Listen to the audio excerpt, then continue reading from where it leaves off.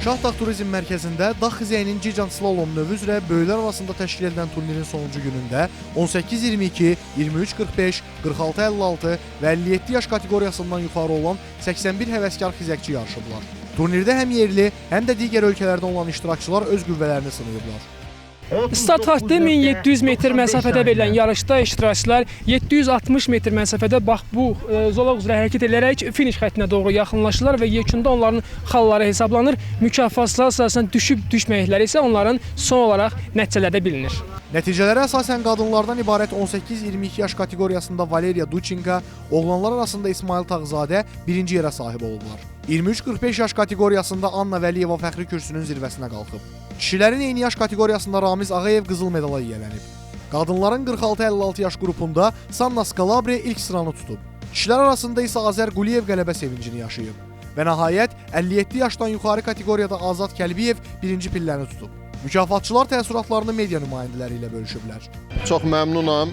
Çox gözəl bir idman növüdür. Həm idmandır, həm istirahətdir. Hər kəsi bu idmanla məşğul olmağa arzu edirəm, tövsiyə edirəm. Hər il keçirilir belə bir yarış. İştirak etmək çox qürur vericidir. Birinci yer tutduğuma görə özümü çox xoşbəxt hesab edirəm. Tretий раз приехал в Шахдаг. Mən artıq 3-cü dəfədir ki, Şahdağdakı bu yarışa gəlirəm. Buradakı təmsilçilərdən Bəhruz Nəbiyevin mənə öyrətdiklərinin nəticəsidir ki, ardıcıl 2-ci ildir ki, 3-cü sıranı tuturam. Şahdağ Turizm Mərkəzindəki şərait çox xoşuma gəldi. Moskvada beləsi yoxdur.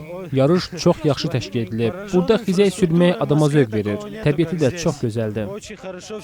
Şahdağ Turizm Mərkəzinin sədri Rüstəm Nəcəfov da yarışla bağlı fikirlərini açıqlayıb. Heydər Əliyev kuboku dağ xizəyi və snowboard üzrə artıq 4-cü dəfədir ki, Şahdağın turizm mərkəzində keçirilmişdir.